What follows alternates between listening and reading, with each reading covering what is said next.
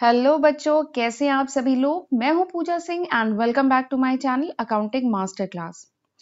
And today we are going to start a new topic. आज हम एक नया टॉपिक स्टार्ट करने जा रहे हैं, that is decision involving alternative choices. ठीक है, ये एक नया टॉपिक है और ये जो टॉपिक है इसको हम 3 से 4 लेक्चर में कवर करेंगे। फर्स्ट के जो 2 लेक्चर्स होंगे उसमें हम थ्योरी पार्ट कवर करेंगे और आगे के जो लेक्चर्स होंगे उनमें हम न्यूमेरिकल करेंगे। And this topic is a part of management accounting. ये मैनेजमेंट अकाउंटिंग का एक बहुत ही इंपॉर्टेंट टॉपिक है, एग्जाम में बहुत पूछा जाता है। डिसीजन इन्वॉल्विंग ऑल्टरनेटिव चॉइसेस या कह लीजिए डिसीजन मेकिंग। ठीक है, तो चलिए देखते हैं कि कौन कौन से सब टॉपिक आज के लेक्चर में हम डिस्कस करेंगे। सबसे पहले तो हम ये देखेंगे कि डिसीजन मेकिंग होता क्या है। ठीक है, इसका क्या मतलब है। उसके बाद हम देखेंगे कि डिसीजन मेकिंग के लिए 2 कॉस्ट बहुत ही इंपॉर्टेंट होती है। One is relevant cost, other one is differential cost. तो इसका क्या मतलब होता है, क्या फीचर्स होते हैं, क्या कैरेक्टरिस्टिक होते हैं, ये सब हम डिटेल में देखेंगे। उसके बाद हम पढ़ेंगे steps in decision making. Decision making के लिए कौन से स्टेप्स फॉलो किए जाते हैं और उसके बाद 9 इंपॉर्टेंट डिसीजन जो किसी भी बिजनेस को लेने होते हैं। 9 इंपॉर्टेंट डिसीजन और इन्हीं इंपॉर्टेंट डिसीजन पे न्यूमेरिकल आता है। ठीक है, तो वो हम डिटेल में डिस्कस करेंगे। ठीक, और एक बात और, लेक्चर स्टार्ट करने से पहले अगर आप मेरे चैनल पे फर्स्ट टाइम आए हैं तो मैं अपने चैनल के बारे में भी थोड़ा सा बता देती हूँ। मेरे इस चैनल पर आपको financial accounting, cost accounting, management accounting और फाइनेंशियल मैनेजमेंट, इन सारे ही सब्जेक्ट की सीक्वेंस में कंप्लीट लेक्चर वीडियो सीरीज मिलती है, जिसको मैंने बहुत डिटेल में with notes and numerical cover किया है। तो इस अपॉर्चुनिटी का फायदा उठाइए और अब खुद भी पढ़िए इन वीडियोस की मदद से और अपने फ्रेंड्स को भी फॉरवर्ड करिए। और अगर आप फर्स्ट टाइम आए हैं मेरे चैनल पे, आप अभी सब्सक्राइब आपने नहीं किया है तो जल्दी से मेरे चैनल को सब्सक्राइब कर लीजिए। नीचे जो नोटिफिकेशन बेल है इसको भी प्रेस कर लीजिएगा, so that you get the notification of my upcoming videos. Right, तो फिर चलिए अब हम अपना लेक्चर आज का स्टार्ट करते हैं। डिसीजन मेकिंग, तो हम जानते हैं किसी भी ऑर्गेनाइजेशन के लिए सबसे इंपॉर्टेंट, किसी भी कंपनी के टॉप मैनेजमेंट के लिए सबसे इंपॉर्टेंट काम क्या होता है, डिसीजन मेकिंग, सही डिसीजन लेना। ठीक है, सही डिसीजन लिया then it can make the organisation. ठीक है, सही डिसीजन किसी भी ऑर्गेनाइजेशन को बना सकता है और एक गलत डिसीजन किसी भी ऑर्गेनाइजेशन को डिस्ट्रॉय कर सकता है, रियून कर सकता है। ठीक है, तो डिसीजन, सही डिसीजन लेना इज वेरी इंपॉर्टेंट। या दूसरे शब्दों में कह सकते हैं decision making is the final step before acting. किसी भी काम को करने से पहले जो आखिरी स्टेप होता है वो क्या होता है, डिसीजन लेना। ठीक है, पहले हम किसी भी काम को करने का डिसीजन लेते हैं और उसके बाद काम करते हैं ना, फिर उस पर हम एक्ट करते हैं।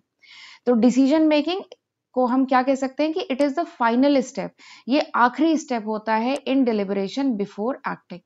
ठीक, डिसीजन मेकिंग को एक और तरीके से डिफाइन किया गया है कि decision making is the process of choosing among alternative. जहां पे आपके सामने डिफरेंट ऑल्टरनेटिव हो और आपको चूज करना हो, किसी एक ऑल्टरनेटिव को चूज करना हो, this process is called decision making. ठीक, इवन मुझे ये सबसे एप्ट डिफिनीशन लगती है डिसीजन मेकिंग की, कि डिसीजन मेकिंग क्या है, it is a process of choosing among the alternative. जहां पे आपके सामने कई रास्ते हो, कई ऑप्शंस हो, कई ऑल्टरनेटिव हो और आपको उन ऑल्टरनेटिव में कोई एक ऑल्टरनेटिव चूज करना हो, तो इस प्रोसेस को कहा जाता है डिसीजन मेकिंग। ठीक, जहां पे कोई चॉइस ही ना हो, आपके सामने कोई दूसरा रास्ता ही ना हो, वहां पे तो कोई डिसीजन ही नहीं है। ठीक, जैसे कि एग्जांपल लेती हूँ, जब हम लोग छोटे थे तो टीवी पे केवल एक ही चैनल आता था, कौन सा, दूरदर्शन आता था। तो वहां पे हमारे सामने कोई चॉइस ही नहीं थी। ठीक है, तो वहां पे कोई डिसीजन ही नहीं था। हमें पता है टीवी खुलेगी तो दूरदर्शन चलेगा। ठीक है, तो वहां पे कोई चॉइस ही नहीं थी। बट आजकल बहुत सारे चैनल्स हैं, 100 से ज्यादा चैनल्स हैं, जी है, सोनी है और भी कई चैनल्स हैं। तो वहां पे ऑल्टरनेटिव्स आपके सामने कई हैं। तो आप चूज करते हैं कि विच चैनल यू विल वॉच, कौन से चैनल आप देखेंगे। तो यहाँ पे क्या है, डिसीजन मेकिंग है, आप डिसाइड कर रहे हैं। ठीक है, तो डिसीजन लेना वहीं पर होता है where there is a choice, जहां पे ऑल्टरनेटिव हो, जहां पे ऑप्शंस हो, वहीं पे डिसीजन लिया जाता है। जहां पे कोई चॉइस ही नहीं हो वहां कोई डिसीजन ही नहीं होगा। ठीक, तो this is one of the feature of decision. चलिए, एक और जो फीचर है डिसीजन मेकिंग का, कि decision making always deal with the future. जो डिसीजन है ना वो हमेशा फ्यूचर के लिए लिया जाता है, पास्ट के लिए तो डिसीजन आप लेंगे नहीं। जो चीजें हो गई हैं उसका अब आप कुछ नहीं कर सकते, जो खर्चे हो गए हैं उसका कुछ नहीं किया जा सकता है, जो आगे आने वाली चीजें हैं उसी के लिए आप सही डिसीजन ले सकते हैं। ठीक है, तो डिसीजन मेकिंग का एक इंपॉर्टेंट फ्यूचर क्या है, it always deal with the future. Decision making हमेशा फ्यूचर से रिलेटेड है, आने वाले समय से रिलेटेड है। ठीक है, तो फंक्शन ऑफ डिसीजन मेकर, तो डिसीजन मेकर का काम क्या होता है, डिसीजन मेकर का काम होता है to select the course of action for the future, to select the right course of action for the future, सही ऑल्टरनेटिव, सही एक्शन सिलेक्ट करे फ्यूचर के लिए। This is the task of decision maker, this is the task of top management. किसी भी organisation का जो top management होता है उसका काम यही होता है, डिसीजन लेना, सही डिसीजन लेना। ठीक है, चलिए आगे बढ़ते हैं। आई होप आपको डिसीजन समझ में आ गया होगा। ठीक है, चलिए आगे बढ़ते हैं। मैंने बताया था डिसीजन लेने के लिए कुछ कॉस्ट बहुत इंपॉर्टेंट है। One is relevant cost. जब मैंने क्लासिफिकेशन ऑफ कॉस्ट पढ़ाया था, ठीक है, तो मैंने रिलेवेंट कॉस्ट का भी वहां पे जिक्र किया था। तो रिलेवेंट कॉस्ट क्या होती है, रिलेवेंट कॉस्ट वो कॉस्ट होती है जो हमारे यहाँ पर, क्योंकि हम डिसीजन मेकिंग पढ़ रहे हैं तो उससे मैं रिलेटेड बता रही हूँ कि रिलेवेंट कॉस्ट क्या होती है। रिलेवेंट कॉस्ट वो कॉस्ट होती है जो हमारे डिसीजन से रिलेटेड हो, जो हमारे डिसीजन लेने में हेल्प करे, ठीक है, जो हमारे डिसीजन लेने में हमें गाइड करे, ठीक है, और जो उसके लिए डिसीजन के लिए जो उचित हो, जो सही हो, that is called relevant cost. ठीक है, relevant cost help the decision maker in taking decision. ये जो रिलेवेंट कॉस्ट है ये मैनेजमेंट को हेल्प करता है डिसीजन लेने में।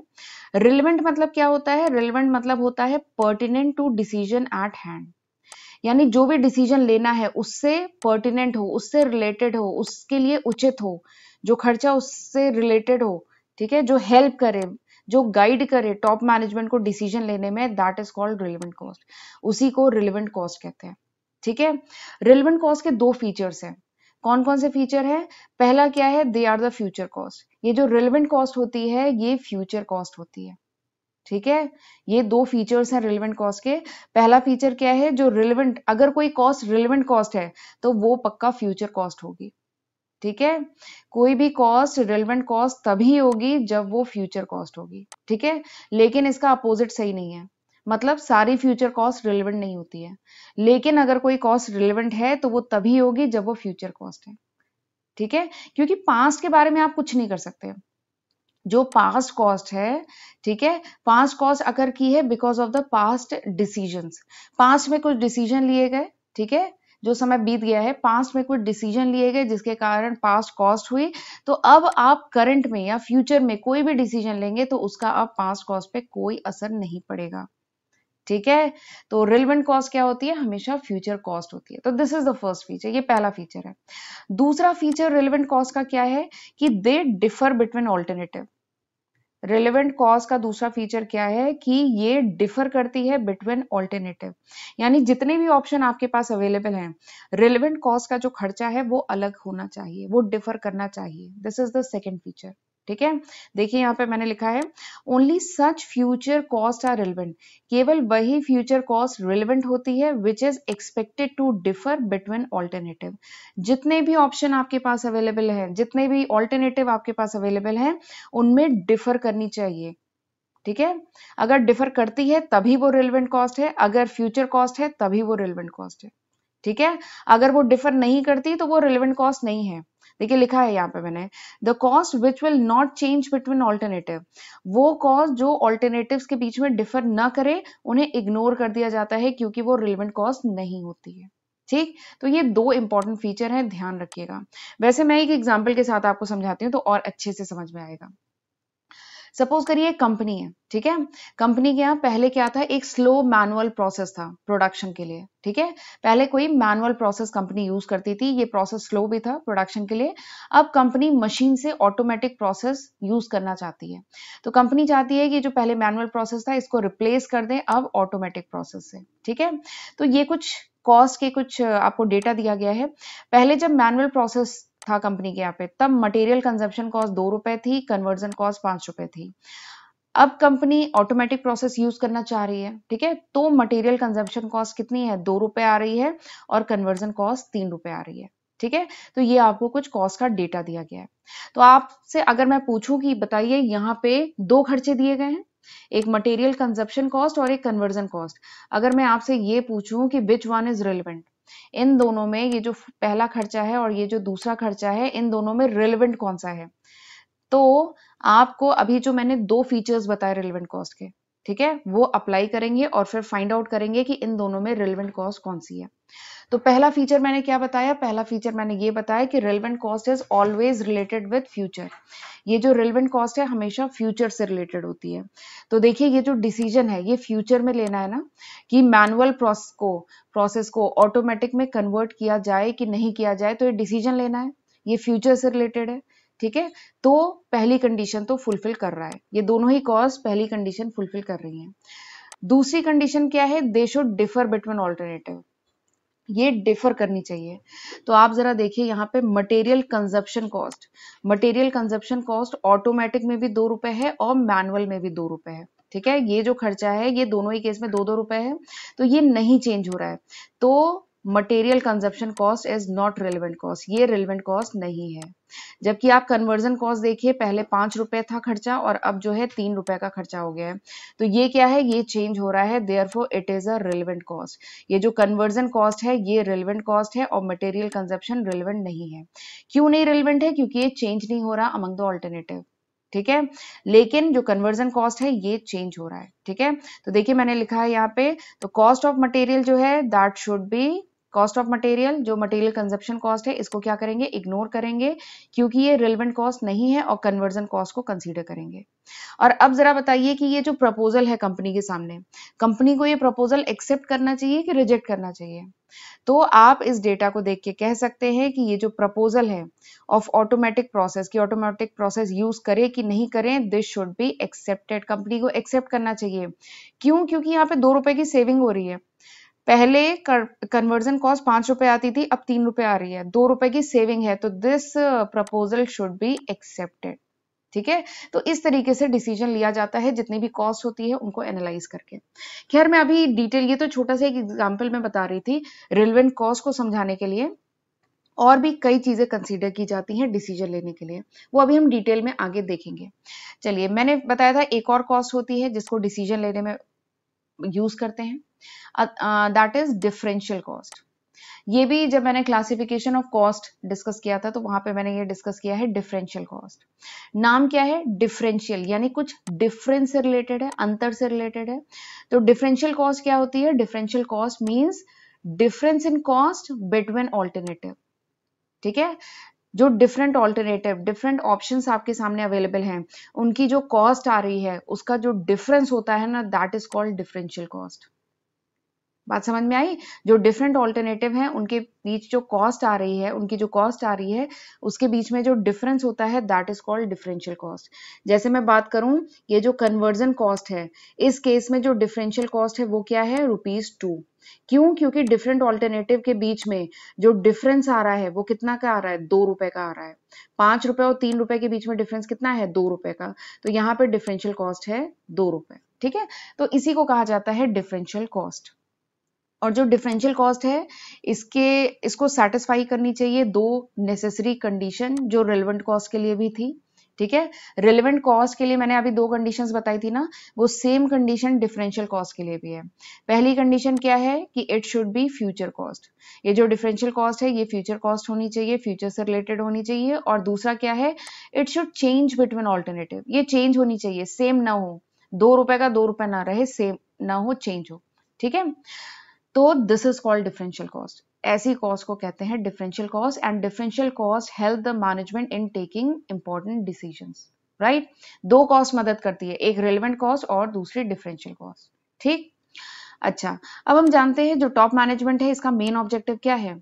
टॉप मैनेजमेंट का मेन ऑब्जेक्टिव है प्रॉफिट को मैक्सिमाइज करना, या दूसरे शब्दों में कह सकते हैं कि लॉस को कम करना। लॉस कम करेंगे तो प्रॉफिट अपने आप ज्यादा होगा, ठीक है। तो टॉप मैनेजमेंट का मेन ऑब्जेक्टिव है कि प्रॉफिट को मैक्सिमाइज करना, ठीक है। अब कंपनी के सामने बहुत सारे ऑप्शंस हैं कि कौन सा एक्शन लिया जाए जिससे प्रॉफिट मैक्सिमाइज हो, ठीक है। कौन सा प्लान या कौन सा, मतलब कंपनी के सामने कई एवेन्यूज होते हैं ना इन्वेस्टमेंट के, तो कौन सा चूज किया जाए। तो उसके लिए company need to do the comparison, company को कंपैरिजन करना चाहिए, कंपैरिजन करना होता है ठीक है, बिटवीन ऑल्टरनेटिव, जो ऑल्टरनेटिव्स हैं उनको एनालाइज करना होता है, और हर ऑल्टरनेटिव में जो डिफरेंशियल कॉस्ट आ रही है उसको कंपेयर करना होता है विद डिफरेंशियल रेवेन्यू। ठीक है, जो डिफरेंट ऑल्टरनेटिव कंपनी के सामने हैं उसमें जो डिफरेंशियल कॉस्ट आ रही है, ठीक है, उसको कंपनी कंपेयर करती है विद डिफरेंशियल रेवेन्यू के साथ कंपेयर करती है डिफरेंट ऑल्टरनेटिव में, और उसके बेसिस पे कंपनी फाइंड आउट करती है कि which is the most favourable alternative, इनमें से सबसे फेवरेबल ऑल्टरनेटिव कौन सा है। तो वो सबसे मोस्ट फेवरेबल ऑल्टरनेटिव होगा जिसमें कंपनी को सबसे ज्यादा क्या आ रहा है, रिटर्न आ रहा है। ठीक है, तो इस तरीके से डिफरेंशियल कॉस्ट को यूज किया जाता है। ठीक है, कंपनी के सामने कई ऑप्शन है, ऑप्शन 1, ऑप्शन 2, ऑप्शन 3, कई ऑप्शन है। ठीक है, फिर पर्टिकुलर हर एक ऑप्शन में जो डिफरेंशियल रेवेन्यू है उसको कंपेयर किया जाता है डिफरेंशियल कॉस्ट से। ठीक है, डिफरेंशियल रेवेन्यू को डिफरेंशियल कॉस्ट से कंपेयर करेंगे और फिर जो रिजल्ट आएगा, ठीक है, उसके बेसिस पे वो रिजल्ट चूज किया जाता है, वो ऑप्शन चूज किया जाता है जिससे कंपनी को मैक्सिमम रिटर्न मिले। ठीक है, तो इस तरीके से डिफरेंशियल कॉस्ट को यूज करके डिसीजन लिया जाता है। ठीक, चलिए आगे बढ़ते हैं और अब मैं आपको बताने जा रही हूँ steps in decision making. Company को जब डिसीजन लेती है, ठीक है, तो क्या स्टेप्स फॉलो करने होते हैं। तो चलिए स्टार्ट करते हैं। इसमें 7 इंपॉर्टेंट स्टेप्स हैं। सबसे पहला स्टेप क्या है, डिफाइनिंग द प्रॉब्लम। सबसे पहला स्टेप है जो प्रॉब्लम है उसको क्लियरली और प्रिसाइसली डिफाइन करना इन क्वांटिटेटिव अमाउंट। ठीक है, क्वालिटेटिव फैक्टर्स को भी कंसीडर करते हैं, बट पहले जो है क्वांटिटेटिव फैक्टर्स के टर्म में जो प्रॉब्लम है उसको क्लियरली और प्रिसाइसली डिफाइन करना, this is the first step. ठीक है, जैसे कंपनी के सामने बहुत सारी प्रॉब्लम हो सकती है ना, जैसे मैं एग्जांपल बता रही हूँ, कंपनी के सामने एक प्रॉब्लम आती है जैसे मेक और बाय डिसीजन। मेक और बाय डिसीजन, कोई भी प्रोडक्ट है, ठीक है, उसको अपने यहाँ पे खुद बनाए कि किसी थर्ड पार्टी से परचेज करके सेल करे। ठीक है, इस टाइप की प्रॉब्लम आती है। या दूसरी प्रॉब्लम इस टाइप की हो सकती है कि कंपनी अपने प्रोडक्ट को केवल डोमेस्टिक मार्केट में सेल करे या डोमेस्टिक के साथ फॉरेन मार्केट में भी सेल करे। ठीक है, या एक और टाइप की प्रॉब्लम आती है जैसे कि कंपनी एक्सपेंशन करे अपने प्लांट का और कि कॉन्ट्रैक्ट करे। ठीक है, तो ये और भी बहुत सारी प्रॉब्लम है, कुछ 9 प्रॉब्लम्स है जो हम आगे चल के डिस्कस करेंगे।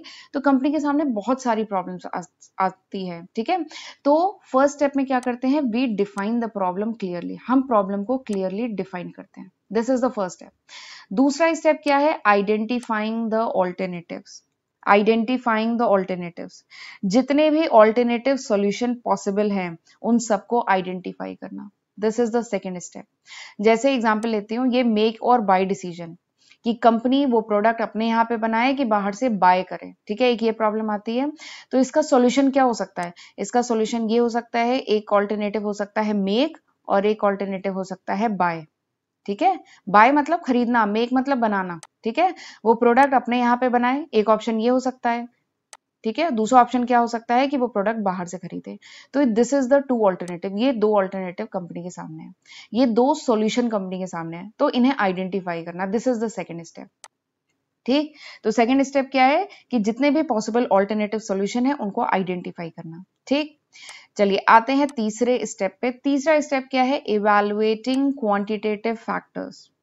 ठीक है, तो हर ऑल्टरनेटिव, जितना भी ऑल्टरनेटिव है, जैसे यहाँ पे मैंने 2 ऑल्टरनेटिव लिए, जितने भी ऑल्टरनेटिव हैं इनके कुछ एडवांटेज होंगे, ये जो ऑल्टरनेटिव है इसका कुछ फायदा होगा, अगर प्रोडक्ट अपने यहाँ पे बनाएंगे तो इसका कुछ फायदा होगा, इसके कुछ एडवांटेज होंगे जिसको हम कहते हैं रिलेवेंट रेवेन्यू।